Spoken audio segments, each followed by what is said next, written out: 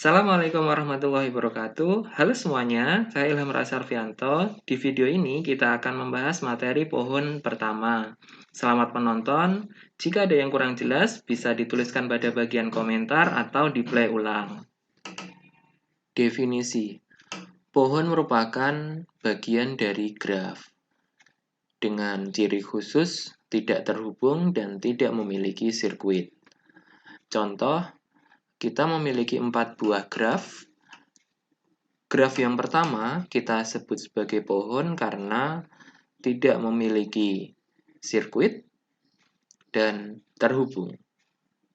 Maksud terhubung adalah kita pasti bisa membuat lintasan dari sembarang 2 buah vertex. Contoh, dari vertex B ke vertex E, pasti bisa kita buat lintasannya.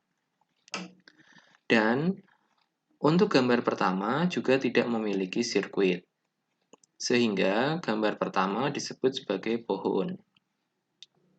Gambar kedua juga disebut sebagai pohon karena tidak ada sirkuit dan terhubung. Sementara gambar ketiga walaupun terhubung tetapi memiliki sirkuit sehingga dikategorikan tidak termasuk dalam pohon. Sirkuitnya adalah sirkuit A, D, F, A. Gambar keempat walaupun tidak memiliki sirkuit tetapi tidak terhubung sehingga ini juga termasuk bukan pohon. Jadi ciri pohon ada dua, yaitu terhubung dan tidak memiliki sirkuit. Anda bisa menganalisis keempat gambar graf berikut, apakah termasuk pohon atau bukan. Jika termasuk bukan pohon, berikan alasannya. Selanjutnya adalah hutan atau forest. Hutan atau forest adalah kumpulan dari pohon yang saling lepas. Jadi, setiap graf yang terpisah dan masing-masing bagiannya merupakan suatu pohon disebut sebagai hutan. Contohnya graf sebagai berikut. Graf ini terdiri dari 3 bagian, yang masing-masing bagiannya merupakan pohon. Anda bisa menganalisis apakah gambar di bawah ini termasuk pohon, hutan, atau graf biasa. Jangan lupa Anda sebutkan alasan-alasannya. Materi selanjutnya adalah pohon merentang atau spanning tree. Pohon merentang merupakan bagian dari suatu graf yang berbentuk pohon. Pohon merentang diperoleh dengan cara memutus sirkuit dalam graf tersebut. Contoh, graf G berbentuk seperti ini, graf lengkap. Graf ini memiliki sirkuit, sehingga tidak bisa kita kategorikan sebagai pohon. Kita dapat mengubahnya menjadi suatu pohon dengan cara menghapus sirkuitnya. Contoh, kita bisa mengubahnya menjadi T1 atau tree 1 dengan menghapus beberapa sisi sehingga graf ini tidak memiliki sirkuit tetapi tetap terhubung. Sehingga graf ini memenuhi sifat pohon yaitu terhubung dan tidak memiliki sirkuit. Bentuk lainnya kita juga bisa membuat seperti T2 atau T3 atau T4. Anda pun bisa mencoba dalam bentuk-bentuk yang lainnya dengan syarat banyaknya vertex tetap sama yaitu 4, tetapi graf itu tidak memiliki sirkuit dan tetap terhubung. Anda bisa coba membuat spanning tree atau pohon merentang dari G1 dan G2. Pohon merentang minimum. Graf terhubung berbobot mungkin memiliki lebih dari satu pohon merentang. Contoh pada pembahasan sebelumnya, kita memiliki banyak bentuk-bentuk pohon merentang dari suatu graf. Jika pohon itu berasal dari graf yang memiliki bobot, maka tentu saja pohonnya akan memiliki bobot juga. Pohon merentang yang berbobot paling kecil dinamakan dengan pohon merentang minimum atau minimum spanning tree.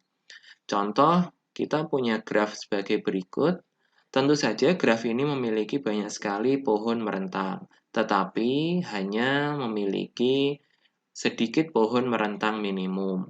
Contohnya seperti yang ada di sebelah kanan. Ini adalah pohon merentang minimum atau pohon yang memiliki bobot paling kecil. Terdapat dua algoritma untuk menentukan pohon merentang minimum dari suatu graf. Yang pertama menggunakan algoritma prim dan yang kedua menggunakan algoritma Kruskal. Kita akan mempelajari algoritma ini satu persatu. Algoritma prim. Ada 3 langkah dalam algoritma prim. Yang pertama adalah ambil sisi dari graf G yang berbobot minimum, masukkan ke dalam T. Langkah kedua, pilih sisi UV yang mempunyai bobot minimum dan bersisian dengan simpul di T. Tetapi dengan syarat UV tidak membentuk sirkuit di T. Jika memenuhi syarat tersebut, masukkan UV ke dalam T atau tree. Ulangi langkah kedua sebanyak N-2 kali. Agar lebih jelas, kita akan coba mengaplikasikan algoritma prim untuk mencari minimum spanning tree dari graf berikut. Graf berikut memiliki 6 buah vertex. Masing-masing vertex dihubungkan oleh edge yang sudah memiliki bobotnya masing-masing. Langkah pertama dari algoritma prim adalah Anda cari edge yang memiliki bobot paling kecil dari graf yang diberikan. Kita lihat di sini, edge yang paling kecil adalah edge 1, 2 dengan bobot 10. Selanjutnya, dari edge yang sudah dipilih, kita lihat edge ini bersisian dengan vertex 1 dan vertex 2. Anda lihat pada vertex 1 bersisian dengan 2 buah sisi, yaitu dengan bobot 30 dan 45.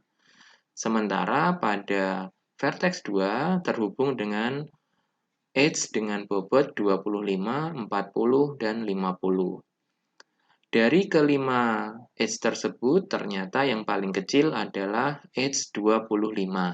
Sehingga edge 25 Anda masukkan ke dalam pohon. Langkah selanjutnya berarti Anda melihat sisi 26. Vertex 2 terhubung oleh edge dengan bobot 50, 40, sementara vertex 6 terhubung oleh edge dengan bobot 55, 20, dan 15. Dari edge terhubung tersebut, yang paling kecil adalah edge dengan bobot 15. Sehingga 15 Anda masukkan ke dalam pohon. Selanjutnya, karena yang terpilih adalah edge 36, maka Anda perhatikan vertex 3 dan vertex 6. Vertex 3 terhubung oleh edge dengan bobot 50 dan 35, sementara vertex 6 terhubung oleh edge dengan bobot 20 dan 55. Dari edge tersebut, yang paling kecil adalah bobot 20, yaitu pada edge 46. Maka vertex 46 Anda masukkan ke dalam pohon. Setelah vertex 46 Anda ambil, langkah selanjutnya adalah ternyata hanya sisa satu buah vertex, yaitu vertex 5 yang belum terhubung. Sehingga Anda cari dari vertex 5 yang menghubungkannya dengan vertex yang lainnya dengan bobot paling kecil. Ada beberapa pilihan, yaitu dengan bobot 35, 40, dan 55. Di sini ternyata yang paling kecil adalah bobot 35. Sehingga 35 Anda masukkan ke dalam pohon. Dari sini ternyata semua vertex sudah terhubung dan tidak ada yang membentuk sirkuit. Sehingga ini adalah bentuk dari pohon merentang minimum. Ini adalah hasil pohon merentang minimum yang diperoleh dengan bobot 10, 25, 15, 20, 35, dan totalnya 105. Algoritma Kruskal. Langkah-langkah dalam algoritma Kruskal yaitu yang pertama, sisi dari graf G sudah diurut menaik berdasarkan bobot-bobotnya dari kecil ke bobot yang paling besar. Jadi, urutkan terlebih dahulu bobot pada graf tersebut mulai dari yang paling kecil sampai paling besar. Pilih sisi dengan bobot paling kecil yang tidak membentuk sirkuit dan tambahkan ke dalam T. Ulangi langkah kedua sebanyak N-1 kali.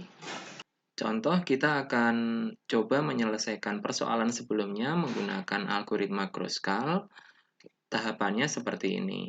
Yang pertama, urutkan terlebih dahulu mulai dari H dengan bobot paling kecil sampai dengan paling besar. H paling kecil yaitu H12 dengan bobot 10, selanjutnya H36 dengan bobot 15, dan seterusnya sampai H yang paling besar adalah H56 dengan bobot 55. Langkah yang pertama adalah Anda kerjakan menurut urutan ini dengan catatan tidak membentuk sirkuit. Pertama, kita mulai dulu dari H dengan bobot 10, yaitu H12. Ini kita hubungkan dengan suatu H. Selanjutnya, urutan kedua adalah H36. H36 dengan bobot 15.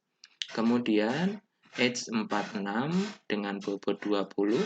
Kemudian H dengan bobot 25 yaitu H26. Selanjutnya H dengan bobot 30 yaitu H14. Tetapi jika Anda lihat, jika H14 kita hubungkan, maka akan membentuk sirkuit. Sehingga untuk H14 tidak kita gunakan atau kita tolak. Yang terakhir kita pilih H35 dengan bobot 35. Dari sini bisa kita lihat bahwa seluruh vertex sudah terhubung. Sehingga ini adalah hasil dari minimum spanning tree dari graf yang ditanyakan menggunakan algoritma Kruskal. Kita peroleh bentuk pohonnya sama dan hasilnya pun juga sama, 105, sesuai dengan algoritma Prim. Anda bisa coba menyelesaikan persoalan ini menggunakan algoritma Prim atau algoritma Kruskal. Pohon merentang yang dihasilkan tidak selalu unik meskipun bobotnya tetap sama. Hal ini terjadi jika ada beberapa sisi yang akan dipilih berbobot sama. Contoh, kita punya suatu graf seperti ini. Graf ini ternyata memiliki 3 buah pohon merentang minimum. Bentuknya berbeda-beda tetapi memiliki bobot yang sama yaitu 36. Sekian untuk video kali ini, terima kasih telah menonton. Jika ada yang kurang jelas bisa dituliskan pada bagian komentar atau di play ulang. Terima kasih. Assalamualaikum warahmatullahi wabarakatuh.